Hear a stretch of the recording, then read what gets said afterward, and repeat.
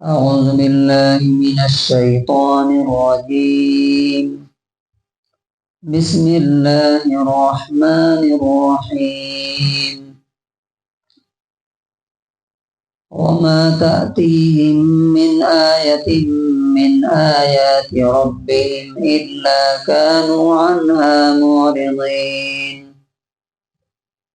فقد كذبوا بالحق لما جاءهم فسوف يأتيهم أنباء ما كانوا به يستهزئون.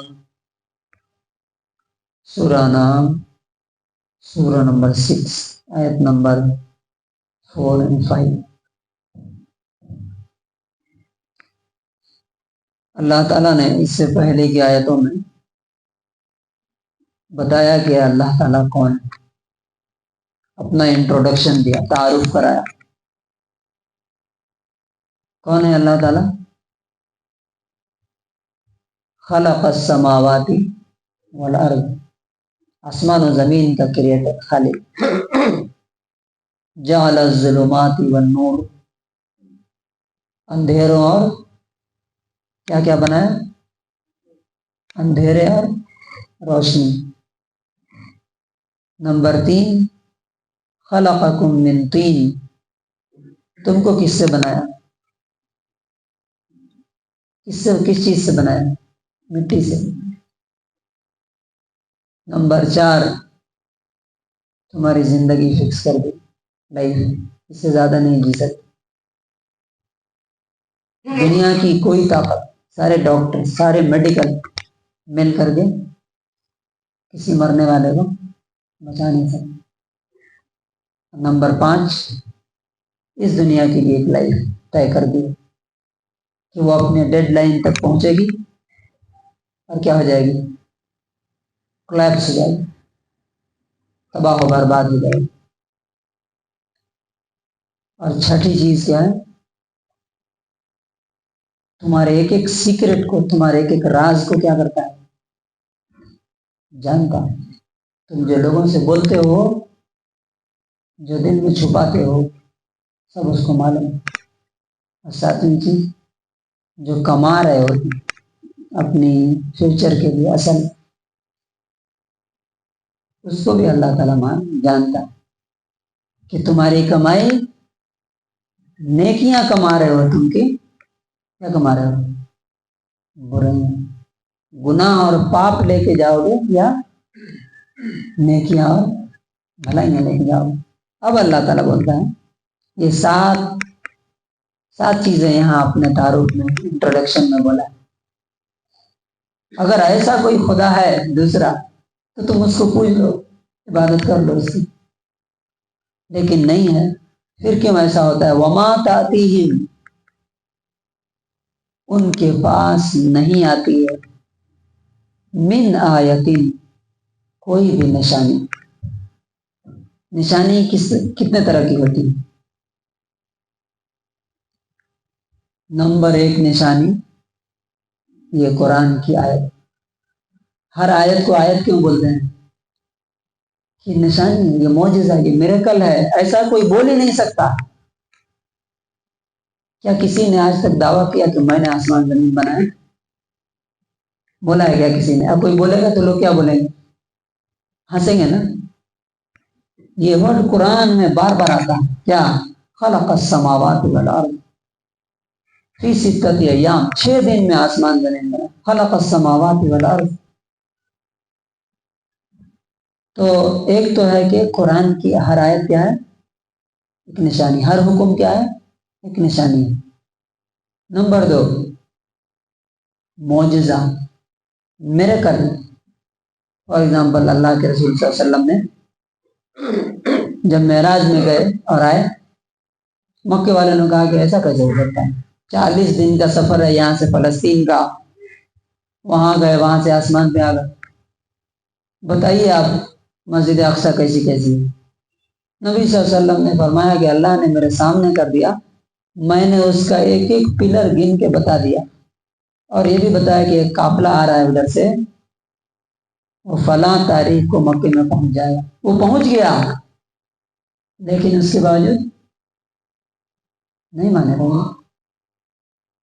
تو نشانی کی دوسری قسم کیا ہے؟ میریکل، معجزہ، کرشمہ. اور تیسری نشانی ہوتی ہے انسان اس دنیا میں دیکھتا ہے ہر طرف اللہ کی نشانی ہے. جس چیز کو آپ دیکھیے، میں بول رہا ہوں یہ بھی خدا کی نشانی ہے. ہمارے ہاتھ میں بھی مسل ہیں، ہماری زبان میں بھی مسل ہیں، وہی سیلس ہیں. کیسے ہماری زبان سے آواز نکلتی ہے، ہاتھ سے نہیں نکلتی ہے. ہماری آنکھوں کے ریٹینا، ہمارے سننے کی طاقت، آپ ایک ایک چیز، ہمارا ڈائجسٹو سسٹم، ہمارا ہاتھ جو یہ موو کر رہا ہے کیسے کرتا ہے تو معلوم. فریکشن آف سیکنڈ میں یہ نشانی، فریکشن آف سیکنڈ میں ہمارے دماغ سے ہمارے ہاتھ کے ٹیشوز کو سگنل جاتے ہیں. جب میں ارادہ کرتا ہوں تو یہاں سے سگنل جاتا ہے اور یہ نرو حرکت میں آتے ہیں، فوراً یہ موو ہوتا ہے. دیکھیے جس کو اللہ تعالیٰ جس کا دماغ ڈیمیج کر دیتا ہے، پیرالائز ہو جاتا ہے، تو کیا ہوتا ہے؟ ایسے اٹھا کر رکھتے ہیں. تو پوری کائنات اور پورے یونیورس میں کیا ہے؟ اس کی نشانی ہے، اس کے میریکل سے، اس کے معجزے دیکھ کے آدمی پہچان سکتا ہے. تو یہ تین طرح کی نشانی ہے. من آیات ربہم، ان کے رب کی طرف سے آتی ہے نشانیاں ان کے سامنے. ہم میں سے اکثر لوگ اب جیسے یہ ابھی ہم قرآن پڑھ رہے ہیں نا، یہ نشانیاں آئی ہیں. کبھی کوئی بتاتا ہے ہم سے کہ بھائی یہ اللہ کا حکم ہے، لیکن ہوتا کیا ہے؟ الا کانوا عنہا معرضین، اس کو اگنور کر دیتے، منہ موڑ لیتے ہیں، نہیں مانتے ہیں. نہیں. کیوں آدمی نہیں مانتا ہے؟ نہ ماننے کی وجہ کیا ہے؟ نمبر ایک، ہمارا دل نہیں چاہتا، میرا دل نہیں چاہ رہا، مجھے یہ پسند نہیں ہے. آپ جو بول رہے ہیں ٹھیک ہے، لیکن میری مرضی کے کیا ہے؟ یہ خلاف ہے، اس لیے نہیں مانتا. نمبر دو، کیوں نہیں مانتا آدمی؟ ٹھیک ہے، وہ میں کرنا بھی چاہتا ہوں لیکن اس میں نقصان ہے.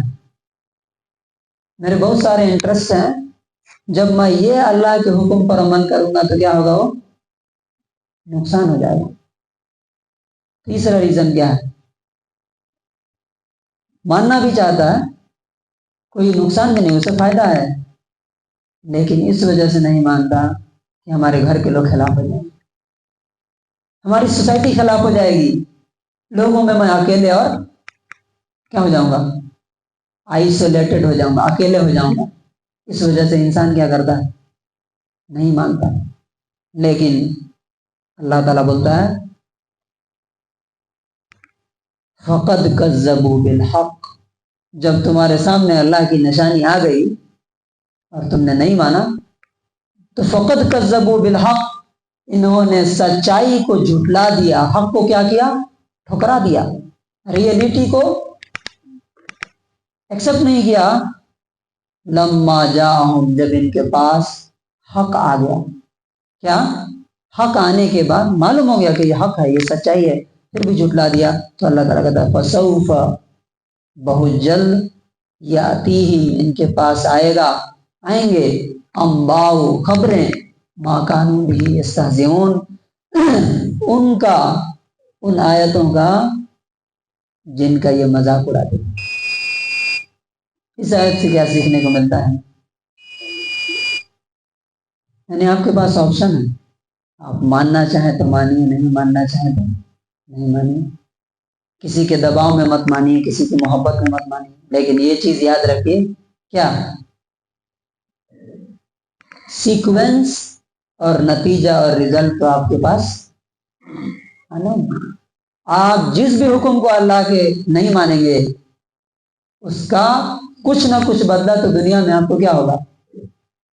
مل کے رہے گا. آج دیکھیے ملیے لوگوں سے، لوگ روتے ہیں کاش یہ باتیں ہمیں پہلے معلوم ہوتی.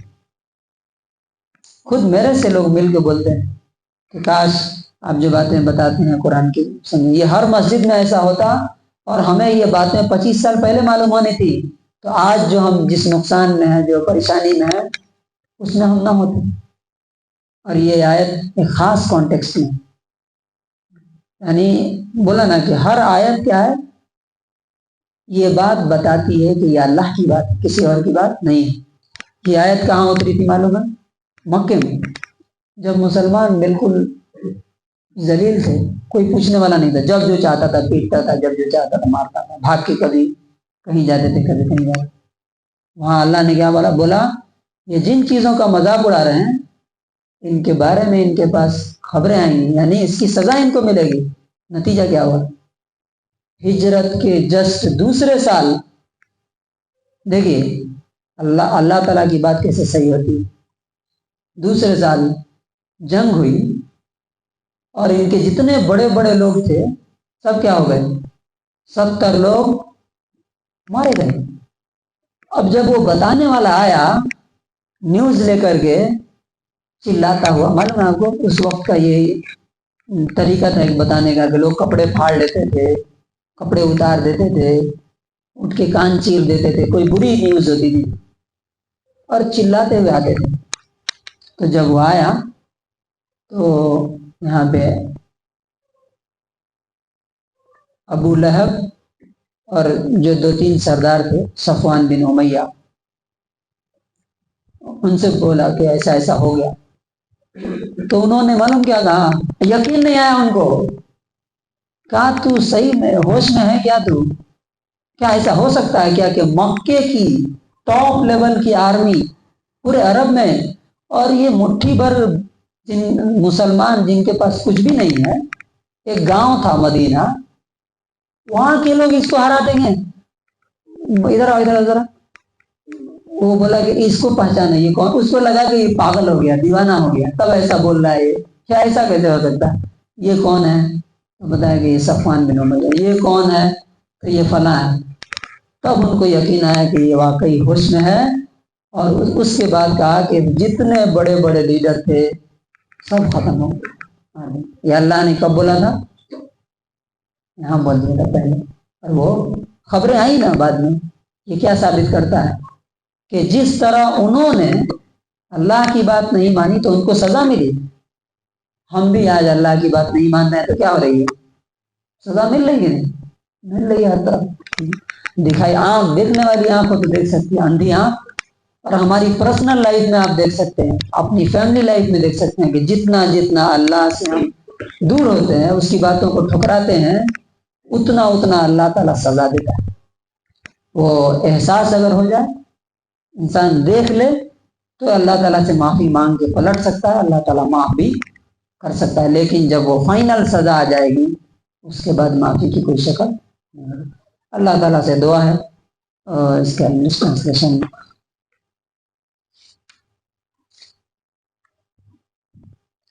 and no sign come to them from the signs of their Lord except that they turn away therefrom, for they had denied the truth when it came to them, but there is going to reach them the news of what they used to ridicule. اللہ تعالیٰ سے دعا ہے کہ پروردگار عالم ہمیں اس کی نشانیوں پر یقین کرنے اور ان کے مطابق اپنی زندگی اب سے گزارنے کی توفیق.